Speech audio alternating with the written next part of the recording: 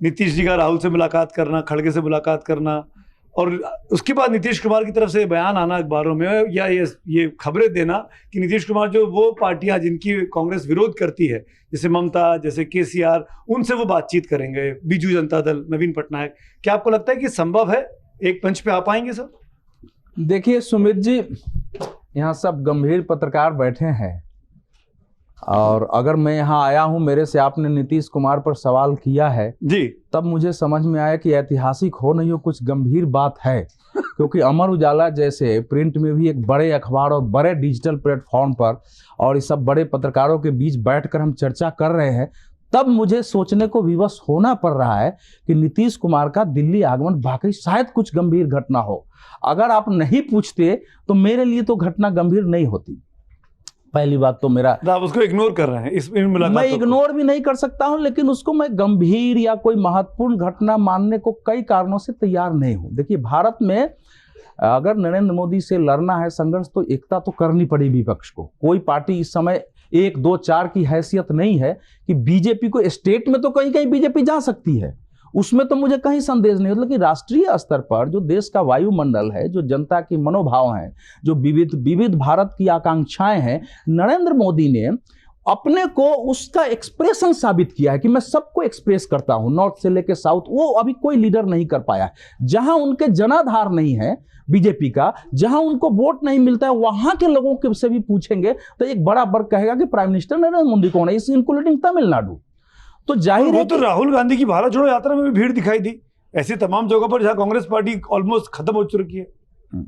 तो मैं देखिए, अब राहुल गांधी पर आ जाऊंगा तो ये बात मैं वो भी बता सकता हूं कि राहुल गांधी यात्रा लेके निकल रहे थे, जो उसके पीछे पूरी तैयारी थी, जो पीछे की शक्ति थी उस यात्रा को, लेकिन सबसे ज्यादा भीड़ महाराष्ट्र में हुआ और उसके बाद राजस्थान में हुआ। अगर गहराई से देखेंगे तो मैक्सिमम जो भीड़ थी वो महाराष्ट्र में आई है, वो जबरदस्त भीड़ थी। उसके बाद राजस्थान में आई, नहीं कर्नाटक की भी थी, लेकिन सुनो, लेकिन जो भीड़ महाराष्ट्र में सड़कों से लेकर चारों तरफ दिखी है, वो तो कर्नाटक से भीड़ की शुरुआत हुई है आप कह सकते हो, लेकिन भीड़ हमने महाराष्ट्र उसके बाद राजस्थान के कुछ क्षेत्रों में देखी है। तो ये तो विपक्षी सरकार है। हाँ, ना बीजेपी की सरकार है, लेकिन भीड़ उसके बावजूद भी आई। उसके बावजूद मैं उस पर वो आई इसलिए कि भैया सरकार गिरी हुई है, तो राहुल गांधी यात्रा लेके आ रहे हैं तो अपनी ताकत तो दिखानी पड़ेगी ना कि तुमने किया है। नहीं, लेकिन मैं उस विषय पर अभी आ रहा हूं। देखिए, आपने स्वयं अपने सवाल में हमारे मित्र अशोक बानखेड़े से पूछा, और बहुत शानदार तरीके से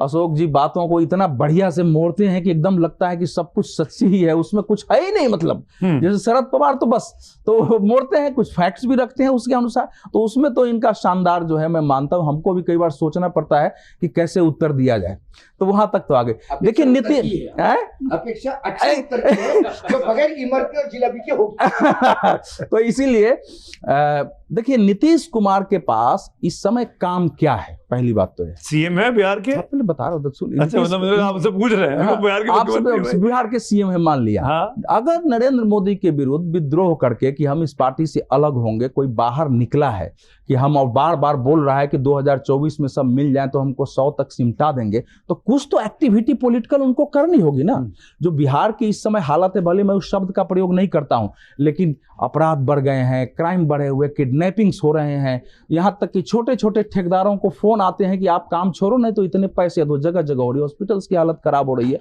जो 2 जगह रामनवमी की हिंसा हुई, वहां मुख्यमंत्री तेजस्वी यादव को जाने का समय नहीं मिला। इवन हिंसा के बीच में एक वहां इफ्तार पार्टी हुई जिसके पीछे बाजाप्ता लाल किले का बैकड्रॉप लगा हुआ था। जो आयोजक थे विधायक, उनसे, विधान पार्षद के सदस्य, उनसे पूछा गया कि यह आयोजन क्यों है, तो उन्होंने जवाब दिया कि नरेंद्र मोदी के कारण जो देश में समस्याएं खड़ी हुई है, जो लोकतंत्र का दमन हो रहा है, जो बेरोजगारी बढ़ रही है, नीतीश कुमार जब जाएंगे तो उसको ठीक करेंगे। तो एक प्रतीक था लाल किला का।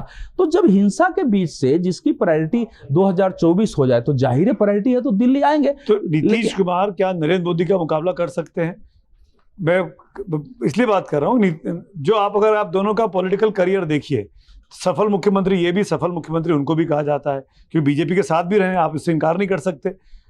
ये इनके ऊपर भी कोई करप्शन का चार्ज नहीं है, उनके ऊपर भी कोई करप्शन का चार्ज नहीं है, इनका भी परिवार राजनीति में नहीं है, उनका ही परिवार राजनीति में नहीं है, दोनों पिछड़ी जातियों से आते हैं, दोनों ओबीसी कास्ट से आते हैं। तो ऐसे में क्या आपको लगता है कि ये एक मजबूत काट हो सकती है नीतीश कुमार नरेंद्र मोदी के सामने विपक्ष के लिए? देखिए, कभी भी ईमानदारी से बताइए। बाहर के विरोधी का सामना करने के लिए पहले अपने घर को ठीक करना पड़ता है। आपको अगर एक फिल्म का डायलॉग याद हो कि जिसके घर खुद शीशे के हो दूसरे पर पत्थर नहीं मारते, क्या नीतीश कुमार की पार्टी रहने वाली है जनता दल यू? एक टूट तो हो चुकी है। क्या नीतीश कुमार अपनी पार्टी में ही सर्वमान्य नेता हैं और लोकप्रिय हैं? तो मूल बात तो वहां है कि आप बाहर जा रहे हैं, आपका आधार खत्म हो जाए तो ऐसे। दूसरी बात कि मैं मानता हूं कि इस समय नरेंद्र मोदी के विरुद्ध विपक्ष में गुस्से है, चाहे वो केस के कारण हो, लंबे समय से सत्ता में नहीं आने का कारण हो, लेकिन क्या नीतीश कुमार ने स्वयं अपने राजनीतिक क्रियाकलापों से, मैं प्रशासनिक बात नहीं कर रहा हूं, अपनी विश्वसनीयता और साख ऐसी स्थापित की है कि मैं आपसे बात करते हुए सोचूं नहीं ये एक नंबर आदमी है? वो क्या कोई उस रूप में अंदर से सम्मान नीतीश आपका कुमार सवाल मैं टॉस करता हूं प्रेम कुमार जी के होगा? पास। क्या नीतीश कुमार ने वो साख बनाई है कि वो मुकाबला कर सकते हैं? अवधेश जी ने जो बात कही है सुमित जी, अभी नीतीश कुमार जी एनडीए में चले जाएंगे, उनसे बड़ा चाणक्य कोई होगा ही नहीं, अवधेश जी ही कह रहे होंगे। तो ये अतीत से लेके अब तक है, यही बात है। हम लोग देखिए चर्चा कर रहे हैं कि वो मीटिंग ऐतिहासिक है कि नहीं, नीतीश कुमार जो जी गए। जो मूल बात है विपक्षी एकता, उस पर चर्चा न करके उसकी ऐतिहासिकता पर बात कर रहे हैं। देखिए, कोई भी घटना ऐतिहासिक है या नहीं, यह तो उसके नतीजे तय करते हैं, बोलने से नहीं होता है। तो जो लोग इस घटना को अंजाम दे रहे हैं उनको अपनी पॉजिटिव और पर्सपेक्टिव में उनको नजर आता है कि वो सफल होंगे, तो वो ऐतिहासिक अपने से बोल रहे हैं, जैसा कि आपने कहा कि उनको अपने से बोलना पड़ रहा है। लेकिन जो लोग मान रहे हैं कि नहीं अभी थोड़ा वेट करना चाहिए, मैं भी मानता हूं कि वेट करना चाहिए कि इसके नतीजे क्या होंगे, उसके हिसाब से हम उसको ऐतिहासिक बोलेंगे या नहीं बोलेंगे। लेकिन एक पहल हुई है और ये पहल राजनीतिक महत्व रखती है, और इस मीटिंग के बाद में अरविंद केजरीवाल जी से भी बातचीत हुई है। और ये पूरे परिप्रेक्ष्य में हम ये देखें कि दो बातें, लोगों से मिल रहे हैं, अखिलेश से भी जी। मिलेंगे, वो ममता से भी मिलेंगे आने वाले वक्त में, वो केसीआर के पास भी जाएंगे सुना है, वो बीजू जनता दल नवीन बाबू के पास जाएंगे। जी जी। तो इसके जो पर्सपेक्टिव है वो ये कि विपक्षी एकता की कोशिश में ये कुनबा जो कि यूपीए है, महागठबंधन है या उनके करीब के लोग हैं, इन लोगों ने प्रयास नहीं किया, ये बात नहीं रहनी चाहिए। इन्होंने प्रयास किया और मैक्सिमम प्रयास किया, इसकी कवायद शुरू हुई है। मैं विपक्षी एकता को एक अलग तरीके से देखता हूं और बताता हूं, आपकी इजाजत हो। लड्डू समझते हैं ना, मोती जो चूर वाले लड्डू, तो लड्डू जो बनते हैं उसमें रंग बिरंग भी होता है, कोई लाल, हरा, पीला, जैसे आप समझ लीजिए पॉलिटिकल एलिमेंट्स जो हैं उसके लड्डू मोती चूर के। अब उसको जो हम बाइंडिंग करते हैं तो बाइंडिंग फैक्टर क्या होता है? चाशनी। भाई चाशनी अगर थोड़ा गहरा हो जाए तब भी वो बाइंड नहीं होगा, पतला हो जाए तब भी वो बाइंड नहीं होगा। यानी अनुकूल स्थिति जो चाशनी की होती है वो होगा तभी बाइंड होगा, लड्डू बनेगा। इसके अलावा इसमें अब ये बाइंडिंग फैक्टर कौन होगा? तो ये बाइंडिंग फैक्टर कांग्रेस भी हो सकती है, और इसके सारे कंस्टिट्यूएंट्स जो हैं लड्डू के वो सब अपने आप में बाइंडिंग फैक्टर्स होंगे। क्या अकेले नीतीश किसी कुमार, से नहीं क्या होगा। नीतीश कुमार हो सकते हैं वो चेहरा? जैसे मैंने दो तीन बातें गिनाई नरेंद्र मोदी और नीतीश कुमार की पर्सनैलिटी के बारे में, क्योंकि हमारे देश में चुनाव आजकल पर्सनैलिटी बेस्ड हो गया है। हम लोग पता नहीं क्यों प्रेसिडेंशियल सिस्टम को बहुत पसंद करते हैं, कहते बात लोकतंत्र की करते हैं, लेकिन ये मजबूरी है हमारे देश की जनमानस की। मैं ये जानना चाह रहा हूँ कि क्या नीतीश कुमार वो चेहरा हो सकते हैं जिसके पीछे शरद पवार भी हो, ममता बनर्जी भी हो, खड़गे साहब भी हो, राहुल गांधी भी हो, अरविंद केजरीवाल भी हो, अखिलेश यादव भी हो, मायावती भी हो? क्या नीतीश कुमार वो चेहरा हो सकते हैं? जी, कुल मिला के आप कह रहे हैं कि वो लड्डू नीतीश कुमार हो सकते हैं कि नहीं? बिल्कुल, यही आप कह रहे हैं। जोड़ तो मैं ये कह रहा हूं, चाशनी तो पूरे एक प्रयास है, मैं किसी एक को नहीं कहता, चाशनी बनना एक पूरा वातावरण है। तो मैं ये कह रहा हूं कि देखिए नीतीश कुमार हो या नरेंद्र मोदी जी, दोनों को लाल कृष्ण आडवाणी जी से जोड़िए।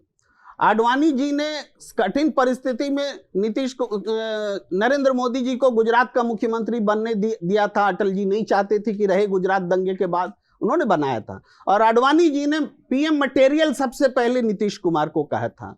और आपने थोड़ी देर पहले बहुत अच्छे से बताया कि दोनों की में संभावनाएं जाति आधार पर, उम्र के हिसाब से सब लगभग मिलती जुलती हैं। और कभी बिहार मॉडल, कभी गुजरात मॉडल भी चर्चा हुआ करती थी। उसके बाद दोनों में तकरार भी रहा है।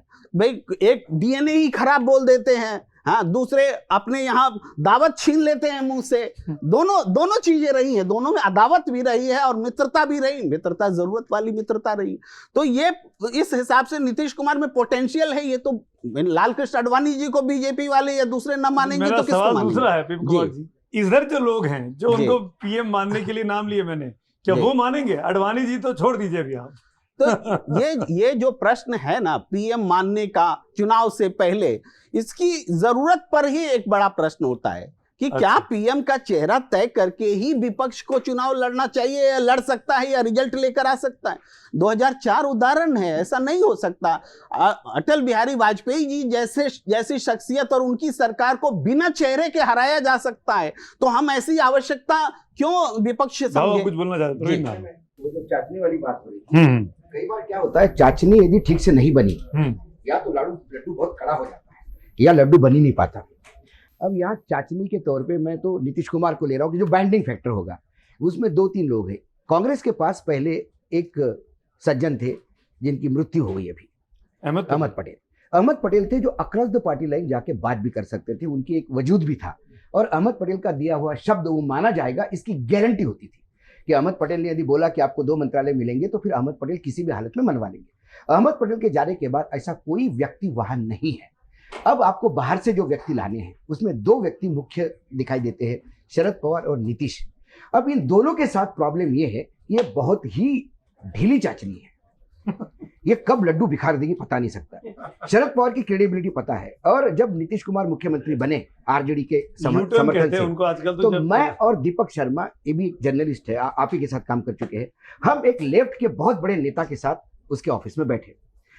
तो क्योंकि मित्रता थी पुरानी, तो बात होती रही, तो उन्होंने कहा कि दीपक तुम जिस चेयर पे बैठे तो वही नीतीश जी बैठे थे, और फिर कह रहे थे कि विपक्ष एक हो जाए। तो हमने उनको एक ही सवाल पूछा, विपक्ष का छोड़िए, आप रहेंगे कि नहीं हमारे साथ? क्योंकि 2-2 बार बीजेपी के साथ जाने का आपका रिकॉर्ड है। तो सवाल क्रेडिबिलिटी का है। लेकिन इसके बावजूद यदि वो आके लोगों से मिल रहे हैं जहां संवाद कांग्रेस का डायरेक्ट नहीं है, वहां यदि ये संवाद स्थापित करने की बात करते हैं तो कम से कम एक जनता में संदेश जाता है। अभी अंदर क्या बात होती है किसी को पता नहीं। नरेंद्र मोदी जी किसके साथ बैठ के क्या बातें करेंगे? एक लाइन बोलिए ना, फिर इसके बाद बोलिए। ये बोलने तब ना, मैं प्रवीण से इतना मैं एक 2 लाइन। ऐसा है, अभी तक बहुत सीरियस नोट पर बात हो रही थी।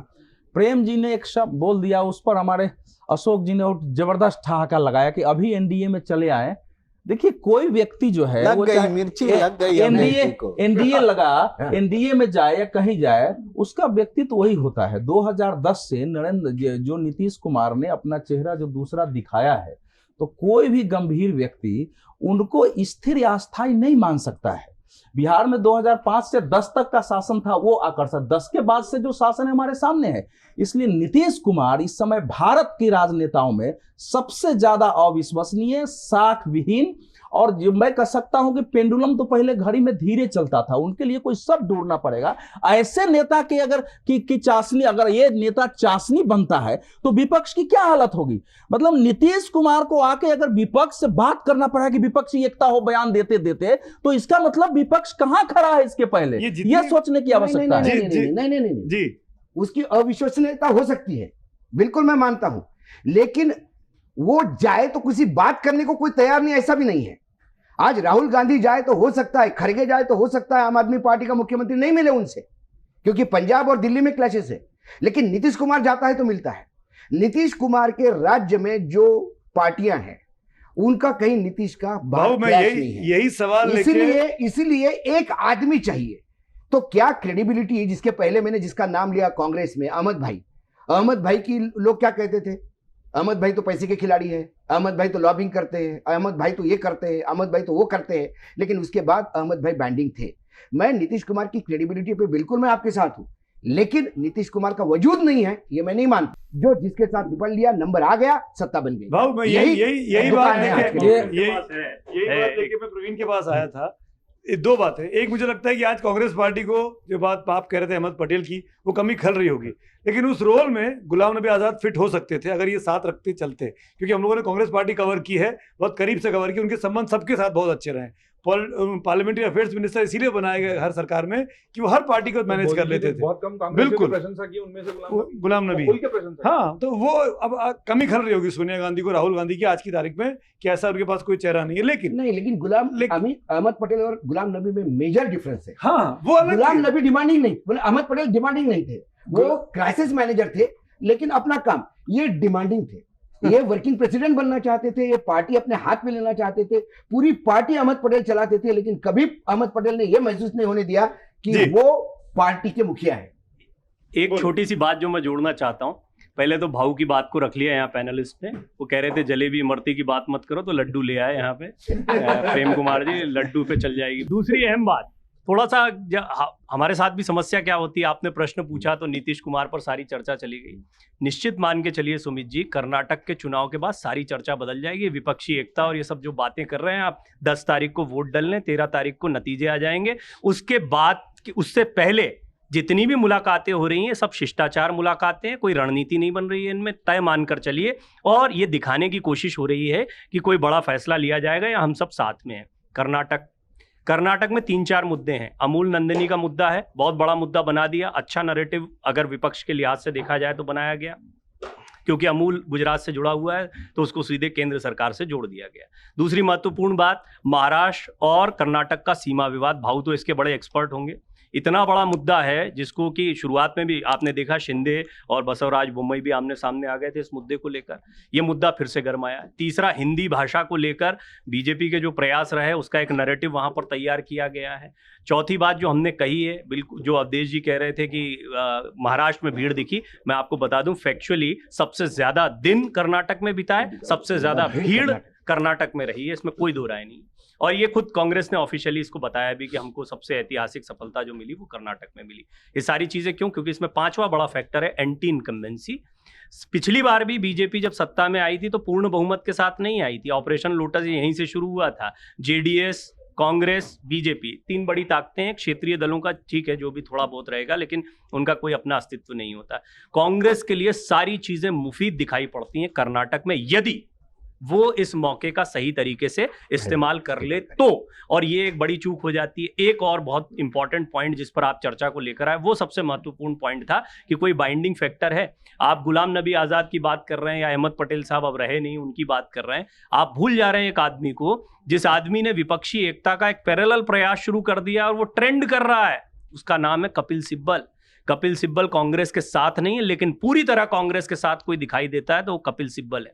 राहुल गांधी के मसले पर सिर्फ कानूनी तौर पर नहीं, राजनेता के तौर पर, राज्यसभा सदस्य के तौर पर भी वो लगातार खड़े दिखाई दे रहे हैं। अगर सिर्फ वकालत करते दिखाई देते तो वो कोर्ट तक अपनी बातों को सीमित रखते, वो प्रतिदिन प्रधानमंत्री मोदी और अमित शाह पर हमला कर रहे हैं। दूसरी महत्वपूर्ण बात यह है कि उन्होंने एक इंसाफ मंच करके मंच बनाया है, इसमें केजरीवाल और ममता बनर्जी को वो पहले साथ में ले आए। ये वो 2 चीजें जिनका जिक्र अभी अशोक वानखेड़े जी कर रहे थे कि भाई अभी कई लोग हैं जो अवधेश जी ने भी कहा कि परहेज कर रहे हैं कांग्रेस से या कांग्रेस के नजदीक नहीं जा रहे हैं। ऐसे कौन से 2-3 चेहरे हैं? और उनकी अपनी राजनीतिक बाध्यताएं वो अंत तक बनी रहेगी। इनका प्रादुर्भाव ही कांग्रेस के खात्मे से हुआ है। ये कैसे, हम हर बार बात करते हैं कि कांग्रेस को मजबूत करने जाएंगे तो अपने शेयर को ही तो बांटना पड़ेगा, क्योंकि कांग्रेस के शेयर से पैदा हुए हैं ये सब। यही मैं आपसे सवाल पूछना चाह रहा था। एक सेकंड, कपिल सिब्बल की बात आप कर रहे हैं। कपिल सिब्बल चला जाएगा भाव। G23 जो G23 था, उसका होम ग्राउंड किसके पास था, किसके घर से चलता था? जो राहुल गांधी के नेतृत्व पे लगातार सवाल उठा रहे हैं, आज वो राहुल को ठीक कह रहे हैं।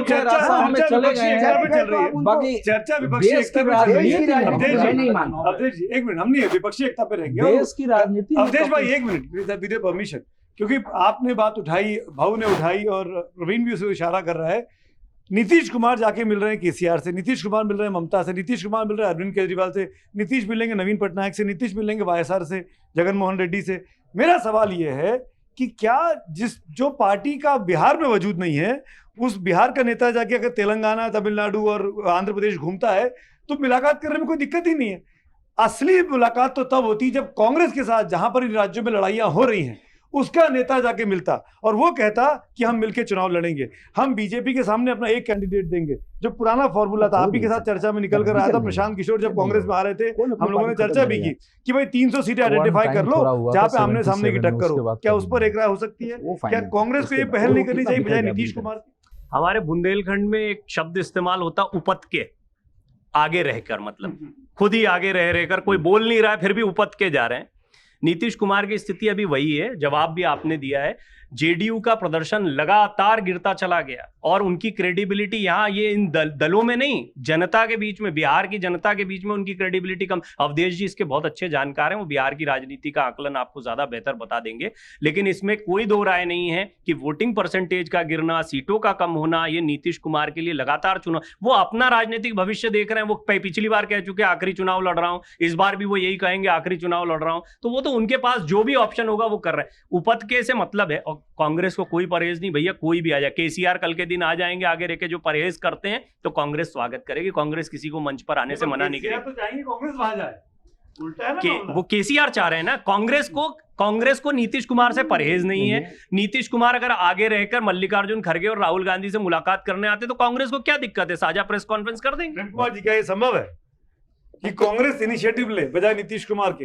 या तो अनाउंस कर दे नीतीश कुमार हमारे कन्वीनर है, नीतीश कुमार आज से इस गठबंधन के कन्वीनर है और ये जिम्मेदारी उनको सौंपी गई, वो भी नहीं हुआ। देखिए, आपका प्रश्न जो है बिल्कुल हमें लगता है कि एक समय में यही होगा कि कांग्रेस को ही इस मामले में लीडरशिप लेनी पड़ेगी, कम से कम बाइंडिंग फैक्टर के रूप में, सबको जोड़ने के रूप में। लेकिन अभी कर्नाटक का जो रिजल्ट है, बहुत सही कह रहे थे हमारे मित्र कि जो कर्नाटक का रिजल्ट है उसके बाद परिदृश्य बदलेगा। तो विपक्षी एकता में कांग्रेस को नीतीश कुमार जाके जेडीएस से मिलेंगे कि नहीं मिलेंगे कर्नाटक चुनाव के पहले? बिल्कुल करना होगा। देखिए, कुछ मैंने जो लड्डू वाली बात कही ना, वो तो अब तो टिकट भी घोषित हो, मैंने जो लड्डू वाली बात कही उसमें थोड़ी सी और जोड़ देते हैं, बात स्पष्ट होगी कि इसके कुछ डूज भी हैं, कुछ डोंट्स भी हैं। लड्डू बनने के लिए, लड्डू बनने के डूज तो हमने बताए, डोंट्स भी होना चाहिए। जैसे कि आंच जो है बहुत गर्म ना हो, अंदरूनी जो है, आप मान लीजिए आप अडानी पर बोल रहे हैं, मान लीजिए सावरकर पर बोल रहे हैं, दूसरी तमाम चीजों पर अगर बोल रहे हैं तो कहीं आंच इतनी गर्म ना हो जाए कि चाशनी बने नहीं। तो इसलिए आंच भी संतुलित रखना जरूरी होगा, ये डोंट्स में आता है। कांग्रेस उस चीज को महसूस करते हुए सीख रही है, कर रही है। मन से उजाला कर चले, मन से